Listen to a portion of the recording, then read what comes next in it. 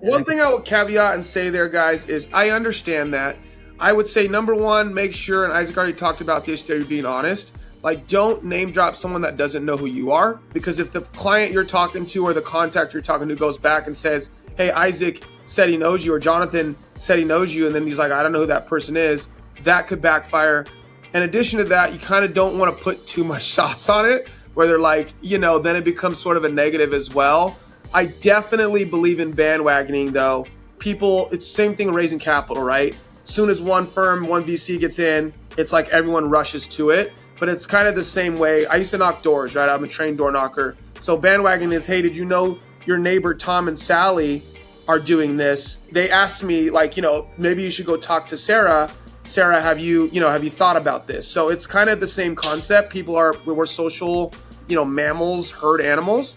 Name dropping. Ooh, I didn't expect that, Isaac. I like it. What else? Drop something else on me, bro. The simple things, providing value. You're skipping the line. If you provide value to the guy, they're not going to run somewhere else. That will skip the line pretty fast. The regular way to go around things is to speak to a guy and then hopefully bump into by conference, make a good impression. You're going to help them out. You find them a guy to put some money in their deal. If you find them a good connection that potentially could help them, that's going to go a long, long way.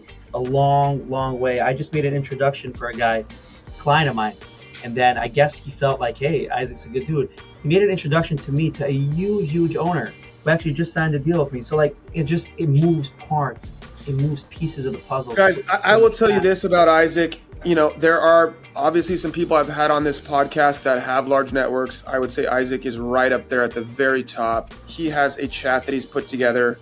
If you text him and maybe send him some cost segs, he might add you. But I'll add you regardless. I'm seeing people trading hotels and 300 unit apartment buildings and retail centers like it's monopoly money every day. So it was actually a little bit shocking when I saw it.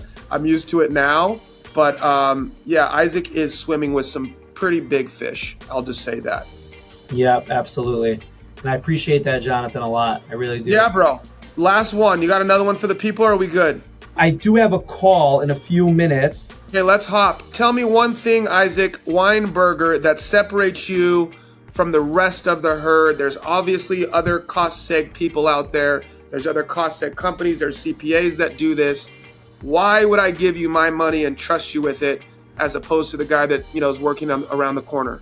Absolutely. And there's a lot of good guys out there. All I could say is that I'm really, really devoted to my craft. I answer my phone after hours. I will do whatever I can for my clients, whether that's trying to hook them up with equity, and obviously that's easier said than done, but I have done that. I haven't charged anything.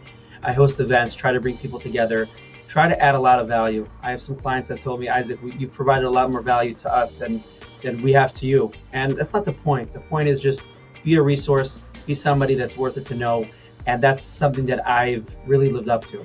So thank God once I bring on a client, a lot of times they see that and they don't leave, but there are guys that have left, but that's not the point. The point is that every single one of my guys, no matter if they're a one study a year guy or 5 study a year guy, treat them well. I go down to meet them, go down to Tampa, hopefully soon to meet a client of mine that does a lot of work with me. The point is that just show them value, bring them to games, show them that they're important. That's it.